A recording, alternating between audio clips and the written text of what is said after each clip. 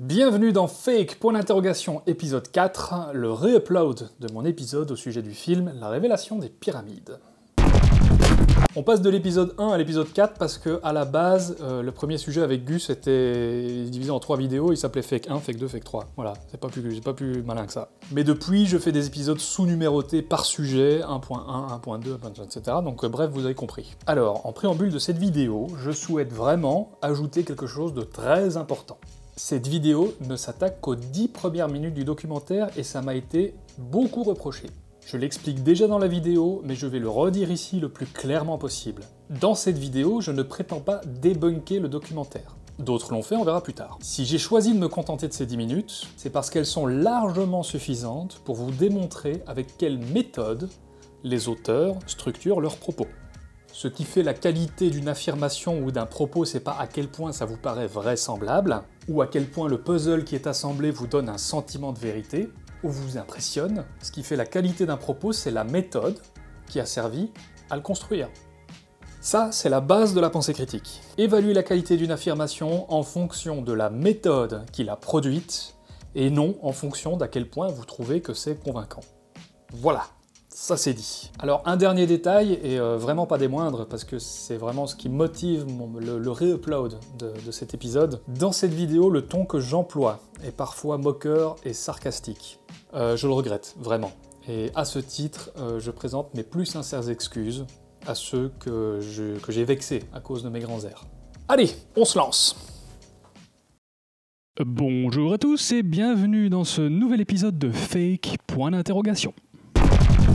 La révélation des pyramides. Voilà un titre plutôt accrocheur. Alors si vous ne connaissez pas ce documentaire, je vous recommande tout de suite d'aller le regarder, ou en tout cas, d'aller regarder les 10 premières minutes, parce que je vais uniquement me concentrer sur les 10 premières minutes. Ce film présente des théories mettant à mal l'égyptologie classique, en se permettant un détour sur une hypothèse un peu exotique qui est loin de faire l'unanimité. Je ne vais pas vous dire que ce qui est dans ce documentaire est faux, je ne suis pas égyptologue, je ne suis pas historien, je ne suis pas scientifique, vous non plus, a priori. Je reviendrai pas sur ces affirmations, ni sur le message que contient le film. Attention, mon but n'est pas de critiquer l'ensemble de l'œuvre des auteurs de ce film, ni même le message principal du film, qui suscite de vifs débats, mais uniquement des méthodes qui y sont employées pour mettre en scène son sujet. Mon but est, comme d'habitude, de vous montrer qu'avec un peu d'esprit critique, un peu de bon sens, et sans bouger de son fauteuil, on peut mettre les affirmations de certains en perspective. Voilà pourquoi je ne m'attarderai que sur les 10 premières minutes du film. Donc gardez bien à l'esprit que cette vidéo parle de la méthode qu'emploie le film. Alors j'ai un petit problème avec la phrase qu'il dit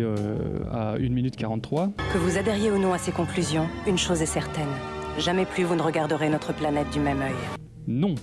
Si je n'adhère pas à ces conclusions, je vais continuer à regarder la planète du même œil. J'aime pas trop ça, donc je me méfie un petit peu. Alors, ensuite, le monsieur nous dit, avec une voix de madame... Connaissant maintenant bien le sujet, je sais à quel point il est sensible et comment s'accroche souvent, parfois sans même s'en rendre compte, à ce que l'on croit être vrai. Mais je vais vous demander de laisser provisoirement ceci de côté, pour vous montrer comment les éléments de cet incroyable puzzle se mettent en place peu à peu, pour apporter une réponse à cette dérangeante question des mystères de notre passé. Car au fond, c'est la seule chose qui nous importe. Alors moi, si j'entends ça dans un documentaire, je vais espérer qu'il va quand même un petit peu mettre en perspective les choses qui font débat, les doutes qui s'opposent les uns aux autres, histoire que moi je puisse me faire mon propre avis, puisque personne n'a pu trancher sur les questions. On nous demande de laisser tout ce qu'on croit savoir pour embrasser une nouvelle théorie, ok, pas de souci. Le film fera malheureusement l'impasse sur beaucoup de choses. C'est pas parce qu'un mystère est monumental que d'une part l'explication est forcément tout aussi magistrale. Pensez au tour de magie dont l'explication est souvent toute bête. Et c'est pas parce qu'on n'a pas su se mettre d'accord sur la façon dont les pyramides ont été construites qu'on n'a aucune hypothèse. Il en existe beaucoup. Et elles souffrent aussi des problèmes de cohérence qu'a l'égyptologie dans son ensemble. Je vous invite donc à vous poser une simple question. En quoi les théories de ce film, pour vous et moi qui n'y connaissons rien, valent mieux ou moins que les autres théories? À mon sens, un bon documentaire se doit de présenter les différentes pistes qui permettent d'expliquer un mystère, avant de présenter son hypothèse, chose que ce film ne fait hélas pas, au détriment de son sujet. Il gagne beaucoup en autorité en dénonçant les travers de l'égyptologie, chose que je suis bien incapable de juger en tant que simple spectateur, mais je sais une chose, c'est pas parce qu'on dénonce quelque chose qu'on ne fait soi-même pas cette erreur. Un petit peu le principe des politiciens d'ailleurs, ils dénoncent beaucoup de choses, comme ça les gens se disent « Ouais, c'est lui qui a raison !» Et après, derrière, ils font exactement les mêmes conneries. Et là, le peuple se dit « Oh, c'est nous qui avions tort !» Donc, je vais simplement m'attarder sur les 10 premières minutes du documentaire. Alors, qu'est-ce qu'on a dans ces 10 premières minutes? On a d'abord un gros récapitulatif des 8 prouesses qui concernent la construction de la Grande Pyramide. Première prouesse, les fondations donc. Ils ont donc creusé une colline, ils ont fait un dallage de la taille de 6 terrains de football.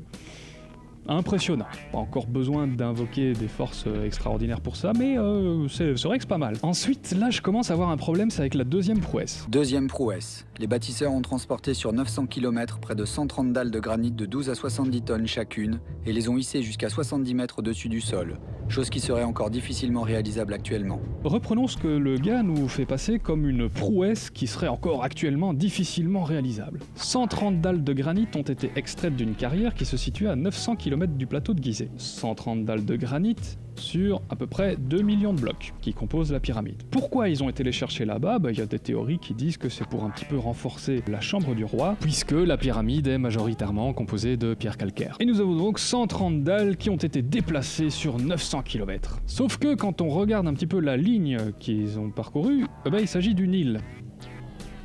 Le Nil, c'est donc un fleuve, un cours d'eau. Les Égyptiens fabriquaient d'excellents bateaux, faut quand même le savoir ça. Hein. Qu'on nous dise que c'est encore difficilement réalisable actuellement, commence à m'embêter. Ensuite, pour le fait qu'elle soit hissée jusqu'à 70 mètres au-dessus du sol, ça m'embête un petit peu parce que ça nous renvoie directement à notre méconnaissance des techniques architecturales ancestrales. Hein. Par exemple, l'hypothèse de Jean-Pierre Houdin, qui propose une structure interne en colimaçon pour élever les pierres. Alors je dis pas qu'il a raison, ni vous ni moi ne sommes à même de trancher là-dessus, je dis juste que voilà un exemple de théorie plausible, trouvée par un architecte, qui n'a pas besoin d'ajouter de nouveaux outils, ou un peuple supérieur aux Égyptiens pour expliquer ces mystères. Et de nouveau, personnellement, j'attends un documentaire qui me présente ce genre de possibilités. Il pourrait au moins juste évoquer le fait qu'il existe des hypothèses. Autrement dit, si je reprends les images et que je vous dis « Les Égyptiens ont transporté l'équivalent physique de 130 camions sur 900 km en bateau et les ont hissés jusqu'à 70 mètres de haut grâce à leur structure en colimaçon. Quelque chose qui sera encore difficilement réalisable actuellement. »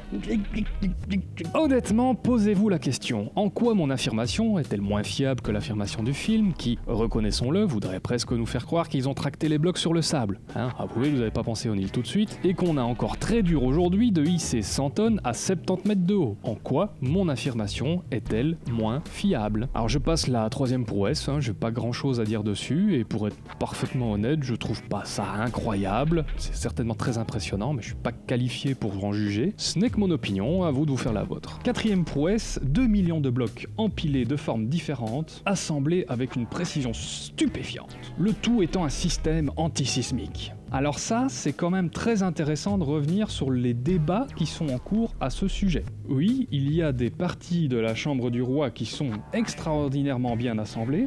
D'ailleurs, cette phrase qu'on dit « on ne peut pas glisser une lame de rasoir entre deux blocs », c'est vrai que c'est stupéfiant, il faisait preuve d'une technique très très bonne, très très forte, mais faut pas exagérer non plus. Il y a d'autres parties de la chambre du roi, j'ai trouvé ça très facilement, qui par contre présentent de gros problèmes.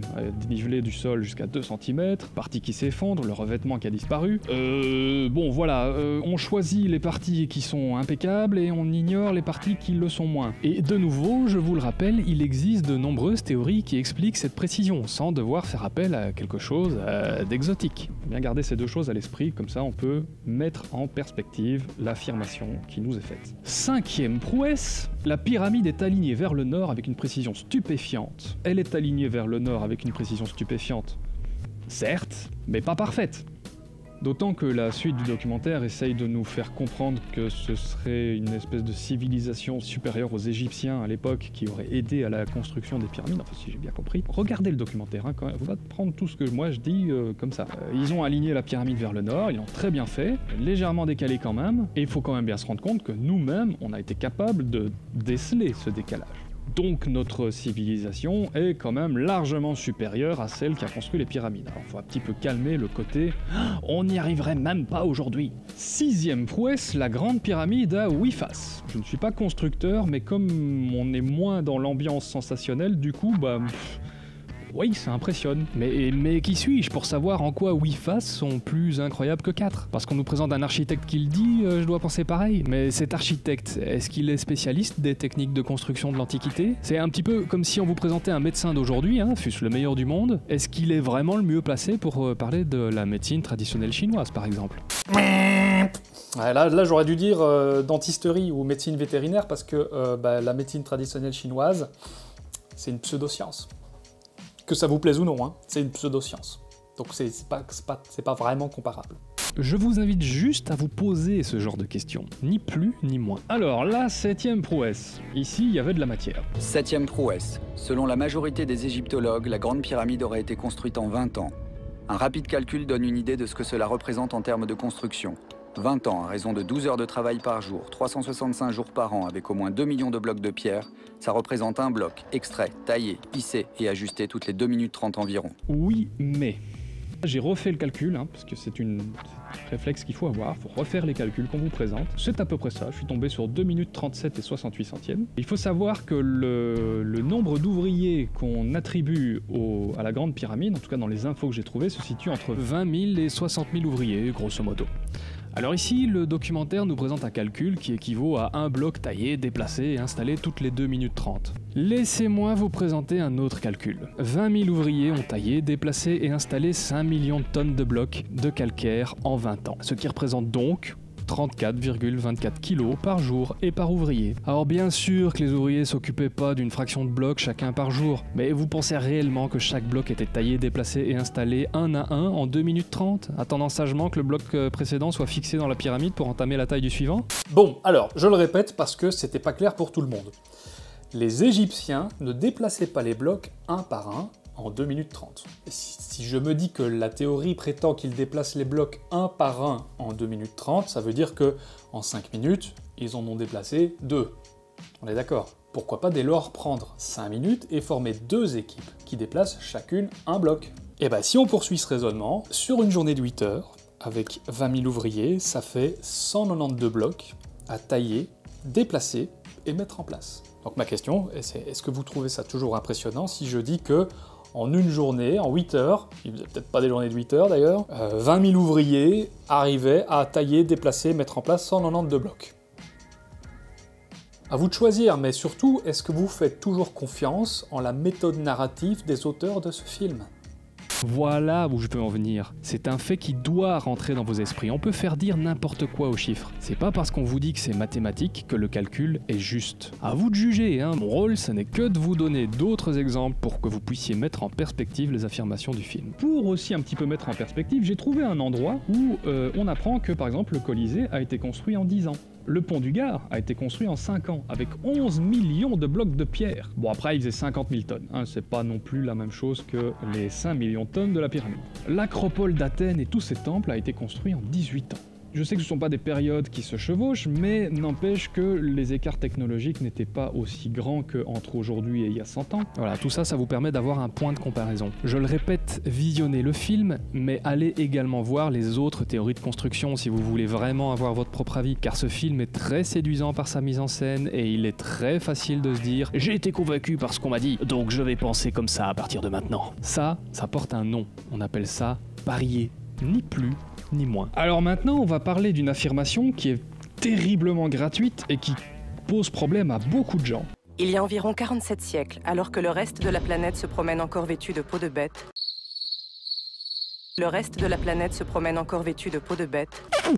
Voilà, c'est un petit peu faire l'impasse sur les Sumériens, la civilisation minoenne, les peuples bâtisseurs de mégalithes de l'Europe de l'Ouest, les ziggourats d'Uruk, les temples de Knossos, le début des civilisations indiennes et chinoises, la découverte de la soie en Chine. Remettez en cause ce que je viens d'affirmer, vérifiez si effectivement on se trimballait tous avec des peaux de bête à cette époque-là, ça vous fera les dents. Ah oui, quand même que pour un documentaire dont les auteurs prétendent être méticuleux et très soigneux sur leurs recherches, prétendent qu'en moins 2700 on en était encore à l'âge des cavernes, à grand renfort d'hommes préhistoriques en images de fond, ça n'invite pas à la confiance. En d'autres termes, quelle que soit la qualité du message du film, les auteurs décrédibilisent déjà ce message aux yeux de tous les historiens dans les 10 premières minutes. Et ça, c'est un fait. Alors, l'affirmation suivante. Une colline de calcaire rasée, un dallage gigantesque sur près de 60 000 mètres carrés, soit la surface de plus de 6 terrains de football. Plus de 2 millions de blocs empilés pour un poids total estimé à 6 200 000 tonnes. La hauteur d'un immeuble de 42 étages. Un couloir étroit et totalement rectiligne de près de 100 mètres qui traverse la pyramide et s'enfonce dans la roche. 130 dalles de granit hissées jusqu'à 70 mètres au-dessus du sol et ajustées au dixième de millimètre. 8 faces au lieu de 4. Une résistance hors pair au séisme. Une précision d'assemblage moderne. Une précision d'orientation moderne. Et le tout en seulement 20 ans avec ceci. Donc j'ai tapé outils Égypte antique dans Google et j'ai trouvé des choses. Je vais repasser le montage avec les images que j'ai trouvées. Une précision d'assemblage moderne, une précision d'orientation moderne, et le tout en seulement 20 ans avec ceci. Mise en perspective. Une fois de plus, j'aurais aimé que ce film ne fasse pas l'impasse sur la constellation de théories qui existe sur la construction méticuleuse des pyramides et qui arrive très bien avec les outils qu'on connaît de cette époque. Cherchez un peu, vous en trouverez des théories. J'aurais au moins aimé qu'ils disent qu'il en existe. Rien que ça m'aurait mis un peu plus en confiance. Notre esprit adore le sensationnalisme. On se nourrit de ce genre de trucs. C'est pour ça que ça marche très bien. Avec ce 4e épisode de Fake, j'espère vous avoir invité à plus de méfiance. N'oubliez pas que je ne critique pas l'ensemble de l'œuvre de ces auteurs, j'en suis bien incapable, mais bien les méthodes narratives du film qui m'invitent à ne pas tout prendre au premier degré. Si vous voulez vous faire un avis complet, regardez le film, écoutez les interviews des auteurs, qui d'ailleurs reviennent eux-mêmes sur les regrets qu'ils ont par rapport à ce film, allez voir les arguments contraires, les autres théories, et tant que rien n'a été prouvé, ne confiez pas votre perception du monde à d'autres, ne pariez pas sur la raison de quelqu'un, aussi séduisant soient ses arguments, évitez de trancher. Même moi, faut pas m'écouter. Il y a toujours moyen, avec nos petits moyens, un peu de bon sens, beaucoup de recul, de mettre en perspective des affirmations qui chamboulent complètement notre perception de la réalité. Je le répète, ce n'est pas à moi de trancher sur la véracité ou non du contenu de ce documentaire, d'autant que je ne me suis attaqué qu'à ces 10 premières minutes, ce qui n'est pas très fair-play. J'espère que grâce à cette vidéo, vous pourrez revoir ce documentaire avec un esprit plus critique, avec un œil plus averti. J'espère que cette émission vous a plu. Si vous avez d'autres sujets à me proposer, n'hésitez pas à m'écrire. Alors pour choisir vos sujets, j'ai quand même une petite recommandation. Choisissez les choses auxquelles vous croyez. Les faits qui sont trop visibles, ça m'intéresse pas. Et quand il y en a plus, il y en a encore. Voici la seconde partie de cet épisode sur la révélation des pyramides, puisque vous allez voir. Bonjour à tous et bienvenue dans l'épisode 2 de l'épisode 4 de Fake. L'ésotérisme ne peut pas se mélanger avec la science, même si l'un peut inspirer l'autre et l'autre peut inspirer l'un. Si vous n'avez pas vu mon épisode 4 sur la révélation des pyramides, allez tout de suite le voir parce que sinon vous allez rien comprendre à ce que je vais dire ici. Alors l'idée de départ de cet épisode part du fait que Patrice Poyart, le réalisateur de la révélation des pyramides, m'a quelque part un petit peu répondu publiquement dans l'émission Bob vous dit toute la vérité sur la chaîne de Bob vous dit toute la vérité. Alors je vais commencer par ce qui se dit à peu près 12 minutes 50. C'est ce que je m'efforce d'expliquer en permanence, c'est qu'il ne faut pas que les gens croient. Il faut que les gens simplement utilisent cette superbe machine qu'on nous a donnée, qui est le cerveau, et il faut que les gens utilisent ça pour faire jouer par leur intuition, par leur discernement, par tout ça, voir est-ce que c'est vrai, pas vrai, est-ce que c'est possible de découper une pierre, j'en sais rien, renseignons-nous, qu'est-ce qu'on fait aujourd'hui, c'est pas un gros travail. C'est ce que je croyais avoir fait.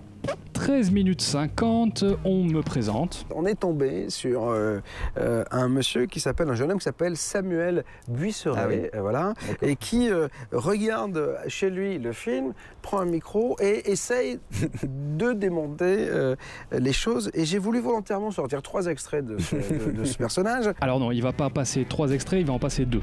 Pour que vous puissiez y répondre, parce que ça m'a semblé tellement simple, en fait, d'être derrière un écran et de dire « Oui, alors je me suis renseigné, voilà, écoutez-le » et on se retrouve juste après Samuel Buisseret. 5e prouesse, la pyramide est alignée vers le nord avec une précision stupéfiante. Alors j'ai un petit problème ici, c'est qu'ils mettent 0,05 degrés. Sur Wikipédia, j'ai trouvé 3 minutes et quelques, je ne sais plus trop. Enfin bref, quand j'ai fait le calcul, je suis plutôt tombé sur 1,5 degrés. Je suis pas géomètre, je suis pas tout ça, j'ai essayé de refaire leur calcul, je suis tombé sur des résultats différents. Ça ne veut pas dire dire que c'est eux qui ont tort, ça se trouve c'est moi qui ai tort, qui ai raté un truc, je sais pas comment précisément on calcule les minutes, ce genre de truc, j'ai essayé de me démerder. Alors je suis un petit peu déçu parce que d'une part ils ont utilisé l'extrait de l'ancienne version, il faut savoir que l'épisode 4 a subi 2 versions, puisque je considérais que la première version avait été bâclée, il y avait pas mal d'erreurs, il y avait beaucoup de commentaires qu'il avait relevés et j'étais d'accord avec eux, donc j'ai publié un correctif, reconnaître qu'on s'est planté, c'est...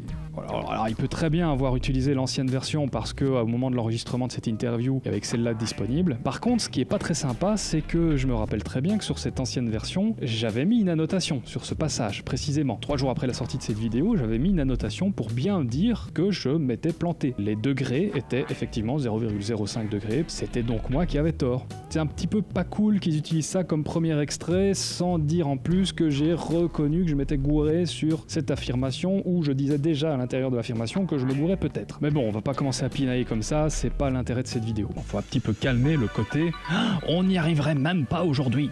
Voilà.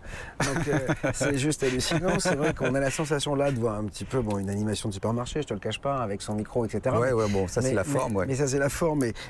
Bon, il se fout un peu de ma gueule. Enfin, surtout Bob.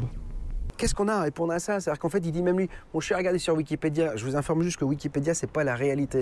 Hein? Alors, c'est bien sympa de dire que je n'ai fait qu'aller sur Wikipédia, mais je ne cite jamais Wikipédia comme étant ma source. La seule fois où j'ai utilisé Wikipédia, c'était pour vérifier les chiffres qui concernent le poids de la pyramide, le nombre de blocs, etc. Des chiffres qui sont similaires à ceux qu'on trouve dans la révélation des pyramides. J'ai aussi été chercher simplement le nombre d'ouvriers, j'ai pris le chiffre le plus bas pour faire mon calcul. Je sais pas pourquoi ils s'obstinent. Plusieurs fois ça revient sur le tapis, cette histoire de Wikipédia. Bon, non, je suis pas d'accord. Je peux... Et je vais vous dire un truc. Ce qui compte avec Wikipédia, c'est pas leur article. C'est simplement le fait que de très loin, leurs articles sont tous, sans exception, parmi les mieux sourcés de toute la toile. Et on en revient à ce que je disais, on reconnaît la qualité d'un argument à la méthode qu'il a produite. Ici, vous pouvez vérifier la validité d'un article en regardant les sources qui ont amené à l'écrire.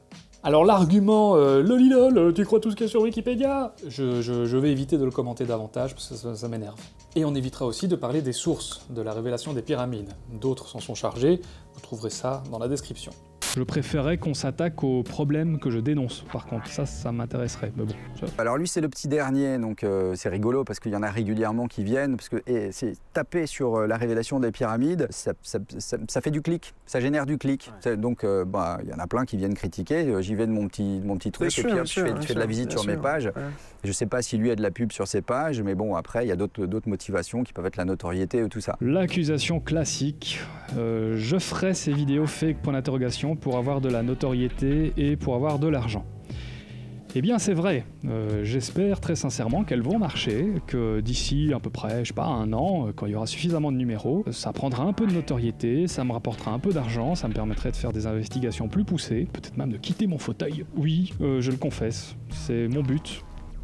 Alors que Patrice Poyart dise que son but n'est pas de rouler sur l'or, je le crois volontiers, mais par contre il faut quand même être honnête, si on fait ça, lui comme moi, chacun de son côté, c'est parce qu'on a envie dans la vie de joindre l'utile à l'agréable et de vivre de ce qu'on aime faire. C'est pour ça qu'il s'est lancé dans le cinéma à la base, c'est parce qu'il aime ça et qu'il espère pouvoir en vivre, il n'y a pas de honte à ça. Je sais que ça peut être très mal pris, parce qu'il y en a qui disent oui, c'est pour faire du fric, mais putain les gars, faut un petit peu redescendre sur terre à un moment. Et puis en plus, si j'étais malhonnête par rapport à ça, je ne comprends pas pourquoi j'aurais jeté ma première version de la révélation des pyramides, qui était quand même ma 4e vidéo la plus vue de toute ma chaîne, qui comporte plus de 30 vidéos, juste dans le but de rétablir une espèce d'honnêteté intellectuelle par rapport à ce que je souhaite affirmer. Le reproche que je ferais, c'est que il ne fait pas une critique constructive du film en entier, il s'intéresse aux 10 premières minutes. Alors, on va revenir dessus parce que c'est vrai que ça interpelle. Pourquoi est-ce que je ne me suis attaqué qu'aux 10 premières minutes? Eh bien pour 2 raisons principalement. La première, c'est parce que mon but n'était pas de m'attaquer au sujet de la révélation des pyramides, je vais en reparler après d'ailleurs du sujet. Mon but était de m'attaquer à la méthode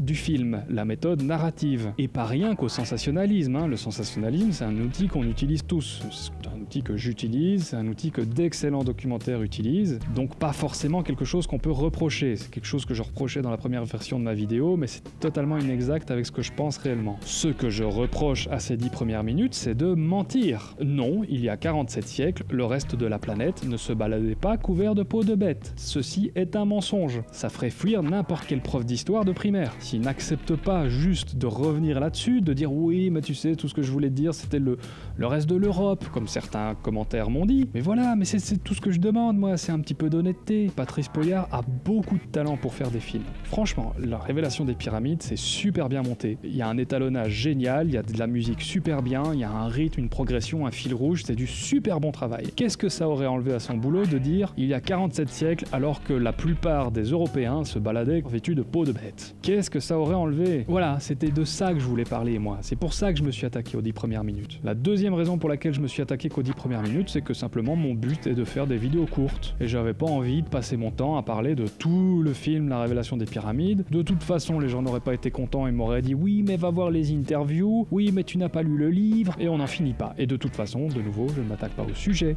je m'attaque à la méthode des 10 premières minutes du film La Révélation des Pyramides. Pas Gizeh 2005, pas les interviews, pas les bouquins, rien de tout ça. Les 10 premières minutes de La Révélation des Pyramides. J'en ai le droit, je fais ce que je veux. Si ça vous plaît pas, c'est pas mon problème. Donc je fais 10 minutes d'entrée qui sont accrocheuses, volontairement. C'est ça le problème, c'est que c'est pas juste accrocheur. Il y a des affirmations démesurées, il y a des mensonges par omission, il y a des exagérations, il y a des mensonges tout court. Dans les 10 fucking premières minutes, quoi. Merde, ça serait quand même sympa de le reconnaître un peu, non? Le type arrive, il débarque. Jacques a bossé plus de 40 ans sur le sujet. Moi, j'ai bossé depuis 99, je suis là-dessus. Le type voit le film et il dit « Tiens, c'est bizarre ce truc-là, voyons voir Wikipédia, tac, tac, tac, tac, tac. Ah ouais, Wikipédia. Ah bah non, mais ils mentent. Mais c'est hallucinant. » Il est très important de resituer ce que moi je pense personnellement par rapport aux mystères qui sont soulevés dans ce film. Je pense que ces mystères sont dignes d'intérêt. Je pense effectivement qu'il y ait des zones d'ombre sur tout un pan de l'égyptologie, des choses qui ont été rangées très très vite dans les tiroirs. Tout ça, c'est super intéressant. Ce que j'affirme en revanche, c'est que La Révélation des Pyramides, le film La Révélation des Pyramides, ne fait qu'apporter plus de discrédit sur ce sujet, qui a déjà grandement besoin de sérieux. C'est fake, pas fake. Écoutez, je pense que c'est un peu dommage de s'attaquer à des sujets comme ça et de ne pas aller au fond des choses. Alors, je vais quand même rappeler le principe de mon émission. J'essaie de démontrer qu'on peut apporter de la perspective à une affirmation dans les mêmes conditions dans lesquelles on l'a reçue, sans être expert, sans aller à la bibliothèque, sans aller voir les pyramides de Gizeh. Il y a moyen, sans bouger de son fauteuil, d'aller chercher les avis contraires à ce qu'on vient de nous affirmer, et de se faire une opinion qui est nuancée, contrastée. C'est le seul but et objectif de mon émission. Mais tu sais ce qui est dommage, en fait, c'est que ce film-là n'ait pas été justement démonté point par point par des égyptologues et des professionnels, parce qu'eux-mêmes n'ont pas voulu s'y prêter. Bon, en fait si, depuis ça a eu lieu, et bah, les liens sont dans la description. Alors là, ça serait un petit peu comme si je disais que ce gars-là, il n'y a personne qui a démonté l'intégralité de ce qu'il a dit point par point, donc forcément ce qu'il dit est probablement vrai. Ça n'a aucun sens comme argument. Il y a énormément d'infos qui circulent sur internet, qui viennent d'historiens, de personnes avec des compétences diverses. Vous en trouverez sur les forums des zététiciens, vous en trouverez sur le forum des sceptiques du Québec, sur Roxbuster, sur ce genre de trucs. Il y a eu énormément de choses qui ont été réanalysées, réétudiées, remises en perspective, et c'est très intéressant d'aller voir tout ça parce que ça va autant dans un sens que dans l'autre, et ça vous permet, vous, en tant que non-expert, de vous faire votre propre avis. Alors là, il y a Bob qui nous sort un truc... Enfin, je sais pas, la science, c'est justement thèse, antithèse. Tu m'apportes un fait, j'essaie de le démonter pour savoir s'il est vrai ou pas, enfin, tu vois. Ben oui, mais dites donc, monsieur Bob, c'est un petit peu ce que je fais avec ma vidéo, non? Quand on n'est pas d'accord avec vous, comment ça se passe exactement? Je fais un petit peu une antithèse par rapport à la méthode narrative, hein. Pas oublié. Je suis en contact avec des archéologues, avec des personnes qui ont bien reçu le film et qui ne sont pas du tout, et qui ont dit c'est bien, vous mettez un coup de pied dans la fourmilière, c'est parfait. Alors là c'est vrai, vous mettez le doigt sur un sujet super intéressant. Moi je dénigre pas votre travail, hein. Je dénigre pas le travail de Grimaud et de Poyart, hein. C'est pas du tout ça mon but. Et c'est pour ça que je vous incite à aller le voir. Allez voir Gizeh 2005, sa nouvelle version, allez voir tout le reste si ça vous intéresse. Je suis pas dans le camp des égyptologues, je suis pas dans le camp des sceptiques, je suis pas non plus dans le camp des croyants. Je suis dans le camp de ceux qui se méfient, parce qu'on a des raisons de se méfier. On a des raisons de se méfier de l'égyptologie, on a des raisons de se méfier de la révélation des pyramides. Bon alors non. Clairement, je suis dans le camp des sceptiques. Sauf que c'est pas un camp. Le scepticisme, c'est pas un camp, c'est un outil. C'est pas une opinion, le scepticisme. Sceptique, c'est ce qu'on est tous, dès lors qu'on doute. Sauf que quand on pratique le scepticisme avec la pensée critique, eh ben, on a des méthodes de doute directement inspirées de la méthode scientifique. Vous savez, le truc qui est pas du tout intuitif, mais qui soigne les cancers et qui fait voler les avions. C'est un bon indice quand même. Et l'outil scepticisme devient alors beaucoup plus efficace que le doute intuitif. Donc c'est pas un camp dans lequel je suis, c'est juste que j'ai un outil de meilleure qualité. Si vous avez un outil plus efficace, qui produit de meilleurs résultats pour pratiquer le doute avec plus de fiabilité que la méthode scientifique, merci de le faire savoir au monde entier. Et c'est dommage parce que le travail a l'air super intéressant, il y a sûrement plein de choses super vraies là-dedans. Mais quand c'est noyé parmi tous les trucs que je reproche, c'est du gâchis quoi, c'est du gâchis. C'est simplement de me rendre compte que cet objet-là, qui est quand même un objet singulier, n'est pas connu par des gens qui sont censés étudier ces périodes-là. Ouais. Et comme elle le dit après, elle dit « Ah mais les premières dynasties, vous savez, c'est compliqué, nous on étudie les dynasties plus récentes. » Oui, et puis surtout même quand, je pense que quand ils étudient quelque chose et qu'ils voient un objet qu'ils ne comprennent pas, ils l'occultent volontairement en disant on verra plus tard. Hein. Il faut qu'ils aillent sur des choses qu'ils arrivent à expliquer très rapidement parce que n'oublions pas qu'ils ont besoin aussi de justifier les budgets, d'avoir des réponses aux questions que les gens qui financent posent. Mais c'est difficile aussi. Hein. Et c'est précisément ça que je reproche à ce film. Il excite énormément les foules, il fait rêver les gens, mais il fait fuir les égyptologues. Il y a une raison, et cette raison elle n'est pas nécessairement parce que les égyptologues sont méchants, sont des méchants boutiquiers qui tiennent absolument à leur place. Il y a un peu de ça, c'est vrai, c'est une science en crise, tout le monde le sait, c'est pas compliqué, même les égyptologues le savent et le disent, c'est pas un grand secret. Mais à un moment il faut se poser la question, si les égyptologues ne donnent pas de crédit à ce film, c'est pour de bonnes raisons, parce qu'il est noyé sous une couche d'ésotérisme. Mais l'hypothèse d'une civilisation qui nous a précédés, quoi, c'est là qu'il faut rester prudent. En science, quand on ne sait pas, on ne sait pas. Et on laisse un blanc. On va pas remplir avec un truc qui ressemble à peu près à la silhouette du machin. Et là, ici, on greffe quelque chose qui remplit le trou, et ensuite on essaye de prouver que cette chose est vraie. Mais c'est très mauvais de fonctionner comme ça. Alors, c'est pas très clair. Ce que je voulais dire, c'est que la méthode de la révélation des pyramides, c'est de partir d'une hypothèse. Par exemple, les anciens avaient une connaissance que nous avons perdue, ça c'est leur hypothèse dans laquelle ils partent, et ensuite regarder quels sont les faits qui vont conforter cette hypothèse. Alors que la méthode scientifique, c'est pas du tout ça. La méthode scientifique, c'est vous regardez les faits, tous les faits, et vous vous demandez ensuite à quelle hypothèse ils conduisent. Et surtout, une fois que vous avez cette hypothèse, vous ne faites pas tout pour la conforter, vous faites tout pour la détruire. Donc vous prenez absolument tout ce qui va contre votre hypothèse et vous regardez à quel point elle est solide. C'est pas du tout ça que fait la révélation des pyramides. Et si votre hypothèse résiste à ça, résiste à la critique des autres, aussi, vous tenez une bonne hypothèse. Du coup, pour savoir si vous avez raison, ne cherchez pas ce qui confirme votre idée, cherchez surtout à savoir si vous avez tort. Une précision d'assemblage moderne, une précision d'orientation moderne, et le tout en seulement 20 ans, avec ceci. Donc j'ai tapé « outils Égypte antique » dans Google et j'ai trouvé des choses. Je vais repasser le montage avec les images que j'ai trouvées. Une précision d'assemblage moderne, une précision d'orientation moderne, et le tout en seulement 20 ans, avec ceci. Voilà, alors lui, il démontre en fait que vous n'avez pas montré suffisamment d'outils.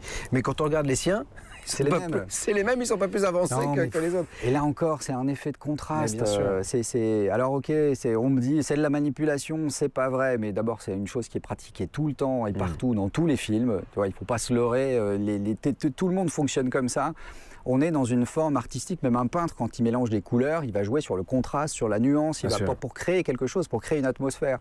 Si je fais ça, c'est pas... Évidemment, j'aurais pu montrer 2-3 autres outils et tout, mais ça n'aurait rien changé, c'est la nature des outils. Bien sûr, c'est la nature des outils, mais oui, exactement. C'est tout. Alors là, j'ai pas compris. D'une part, Patrice Poyart me dit que j'ai raison, et d'une autre part, il me dit que j'ai tort parce que je n'ai raison, j'ai tort, je comprends plus, comprends plus. Évidemment qu'il n'y avait pas juste une pierre et un burin que tout le monde s'est prêté pour fabriquer tout ça. Il y avait plein de choses. Mais ce sont des choses qui sont comme ça. Il confirme ce que je dis en me contredisant. Je rappelle un petit peu ce que j'avais dit précédemment, ne pas savoir ne veut pas dire que l'explication est incroyable. Si on sait pas, c'est qu'on n'a pas encore trouvé, c'est ça la science. Et si on trouve jamais, tant pis. Mais il faut s'abstenir de greffer des hypothèses. C'est pas ça à faire de la science, c'est vraiment pas ça. Non. Il faut pas s'abstenir de greffer des hypothèses, faut rien exagérer. Il faut rassembler un maximum de faits en suspendant son jugement, et ensuite se demander quelle est la meilleure hypothèse pour expliquer l'ensemble de ces faits et non juste une partie des faits. Même si elle forme un grand puzzle, cette partie des faits. Et même si ce grand puzzle conduit à une hypothèse extrêmement satisfaisante. Non, il faut tenir compte de l'ensemble. Effectivement, les hypothèses, elles viennent de l'intuition quand on a rassemblé un maximum de faits. Il faut réfléchir. Là, il n'y a pas de secret. C'est l'intuition qui doit faire surgir, émerger les idées. Mais ensuite, on les vérifie. C'est normal que les égyptologues fuient quand ils voient la fin du documentaire La Révélation des Pyramides. Ils veulent pas être associés à ça, putain, mais ils risqueraient leur carrière, les mecs. Même s'ils pensent en privé que, oui, à peu près 50, 60, 70% du film qui est vrai, qui est intéressant, ce sont des mystères qui effectivement n'ont jamais été résolus. Et donc en fait, non, c'est vraiment pas ça qu'ils pensent, voir en description.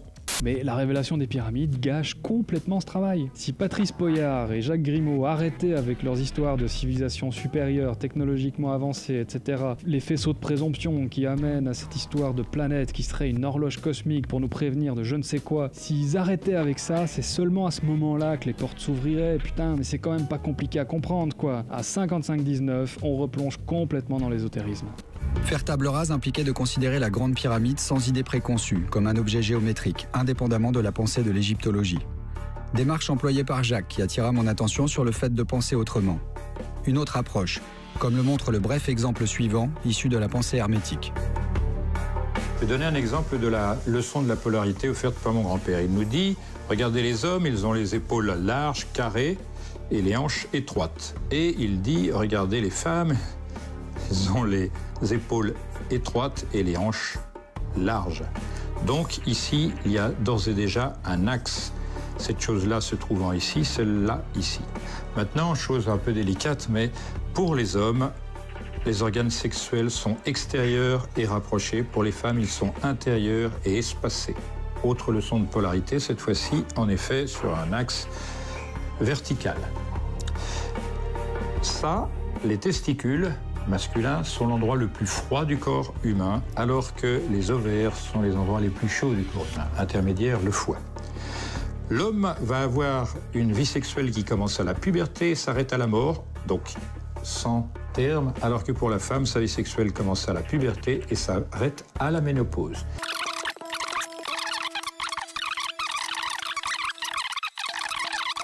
Et on voit que la résultante ici, c'est un enfant qui a les caractéristiques de ses parents. Donc ces choses-là montrent que les polarités tiennent dans les chiffres, la production naturelle, tiennent dans la géométrie, tiennent dans l'espace, dans le temps, etc. Ça, c'est une première leçon. Les Égyptiens font état de cette polarité dans tous les cas de figure. Isis et Osiris, c'est bien un couple. Ils nous parlent du couple Nephthys et Isis, qui sont des sœurs. Ils nous parlent de l'Égypte haute, de l'Égypte basse. Ils nous disent, à droite du Nil, c'est les vivants, à gauche, ce sont les morts. Et lorsque je me suis intéressé à cette modalité de pensée, j'ai aperçu qu'elle était congruente avec l'étude mathématique de la pyramide. Savoir, nous avons ici Gizeh, site de Gizeh, et ici l'île de Pâques. Cette distance, on la connaît, c'est 1,618 multiplié par 10 000 kilomètres. Cette fois-ci, je n'ai jamais eu jusqu'à présent de remise en question de cela. Ça, c'est le milieu du monde, ça, c'est l'extérieur du monde. Mais là où ça devient intéressant, c'est que cette polarité dont j'ai parlé tout à l'heure se retrouve. Ici, nous avons comme soubassement des roches sédimentaires, c'est-à-dire faites par le dépôt des tests animaux pendant des millions d'années. C'est l'eau qui a créé ça. Et là, nous avons des roches magmatiques. C'est le feu qui crée ces roches. Celle-là, c'est également la polarité. Autour de cet espace-là, il n'y a que de l'eau. Autour de cet espace-là, il n'y a que de la terre, hormis le Nil. Donc c'est cette polarité qui m'a guidé dans mes premiers pas pour vérifier si mes hypothèses, parce que je travaille selon la méthode heuristique, je pose une hypothèse, je vais vérifier par tout moyen et détruire cette hypothèse, ce que j'ai toujours fait dès mes débuts.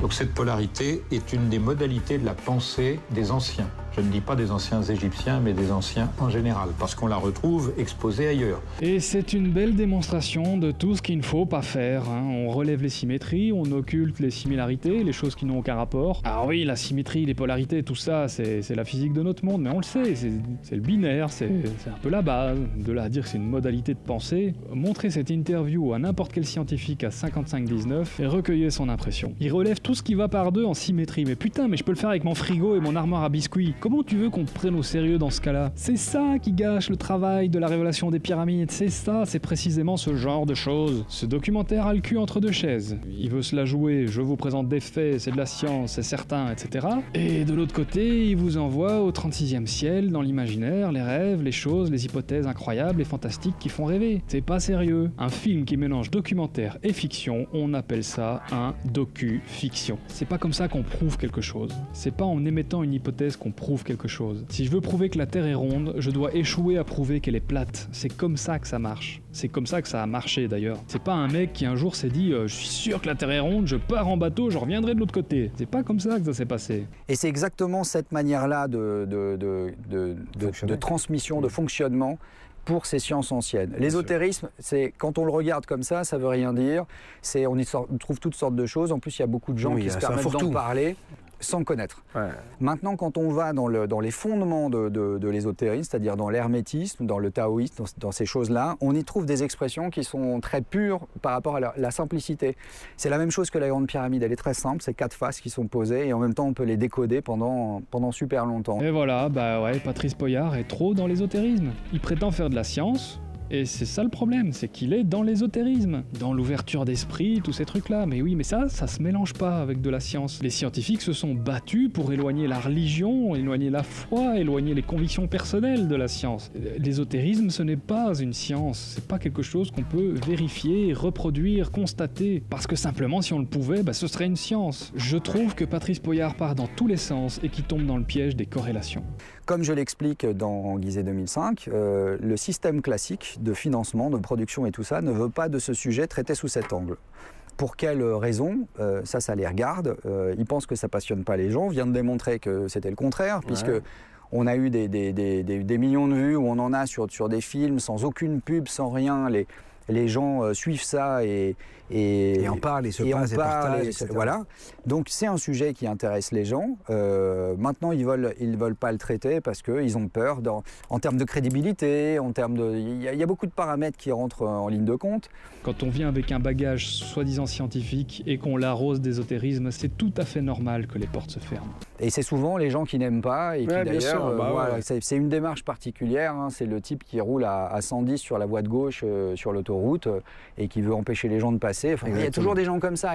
C'est comme ceux qui mettent la pagaille dans une classe. Hein, il suffit d'un seul ou de deux pour que ce soit l'ensemble qui soit considéré comme une classe difficile. Voilà, je trouve que globalement, dans cette interview, il y a un petit peu de malhonnêteté intellectuelle, hein, notamment avec les extraits qui ont été choisis, surtout le premier. Il y a toujours cet aspect qui m'emmerde énormément, qui est « je suis parfait, tout ce que je dis est vrai, j'ai tellement tout bien étudié que tout ce que je dis est irréfutable », ça m'énerve. C'est faux. J'aimerais bien que Monsieur Poyart me dise « oui, je l'affirme, il y a 47 siècles, le reste de la planète se baladait vêtu de peau de bête », ou qu'il dise « non, effectivement, j'ai un petit peu exagéré, c'est une bêtise d'avoir dit ça comme ça ». J'aimerais bien qu'il dise ça précisément. Et si j'aimerais bien qu'il le dise, c'est parce que ça n'enlève rien au réel mystère des pyramides, du Sphinx, de tout ce plateau de Gizeh qui est totalement incroyable, de la construction de cette pyramide qui est une prouesse humaine. Je trouve franchement que la révélation des pyramides a fait reculer le dossier plutôt que de l'avoir fait avancer. Voilà, c'est à peu près tout ce que j'avais à dire par rapport à cette réponse qui m'a été faite chez Bob vous dit toute la vérité. En tout cas, moi, je ne vous dis pas toute la vérité, je ne fais que vous apporter du doute, des questions. C'est réellement mon but, c'est simplement de faire en sorte que vous ne preniez pas pour argent comptant ce qu'on vous sert sur un plateau doré avec des lumières qui clignotent partout et qui vous impressionnent. Mon seul et unique but est que vous doutiez, que vous remettiez en question ce qu'on vous présente comme des affirmations. J'aurais voulu que Patrice Poyart ait plus de précautions oratoires, il n'en a aucune. Ces gens sont persuadés d'avoir raison, à 100%, je ne peux pas faire grand chose pour eux. Par contre, pour vous, je peux faire quelque chose, je peux vous dire, méfiez-vous, ne jetez pas le bébé avec l'eau du bain, dégueu cette expression, parce que c'est un sujet très intéressant. Allez voir les autres documentaires, notamment le documentaire Khéops révélé, dont j'ai utilisé quelques images dans ma vidéo précédente, très intéressant. Un architecte qui explique comment la Grande Pyramide aurait pu être construite. Bon, voilà, ça donne... Et tant que rien n'aura été prouvé de façon empirique et irréfutable, évitez de trancher. Alors non, n'évitez pas de trancher. Placez votre confiance en l'hypothèse la plus parcimonieuse, c'est-à-dire celle qui apporte le plus de réponses, et surtout, celle qui soulève le moins de nouveaux mystères. Non pas parce qu'elle est forcément la plus vraie, même si on a pu vérifier que grâce à cette méthode c'est beaucoup plus souvent le cas, mais parce que la connaissance se fabrique brique par brique, en se reposant sur ses acquis les plus stables et les plus solides. C'est toujours en faisant un lien avec ce qu'on sait déjà, qu'on peut savoir, qu'on peut faire évoluer la connaissance si vous voulez. Et donc il faut faire un lien avec ce qui est le plus probable et ce qui soulève le moins de nouvelles questions. Si vous avez une meilleure méthode, plus efficace et plus fiable, comme je disais, merci d'en faire profiter la planète tout entière. En attendant, prenez bien soin de la méthode avec laquelle vous mettez des trucs dans le crâne, et abonnez-vous, et mettez des pouces bleus, et commentez, et partagez, et soutenez-moi sur Tipeee, et soutenez-moi sur Utip, et soutenez-moi en Bitcoin, et c'est super chiant de devoir dire ce truc à chaque fois, franchement. Est-ce que ça marche vraiment? Ça vous incite à...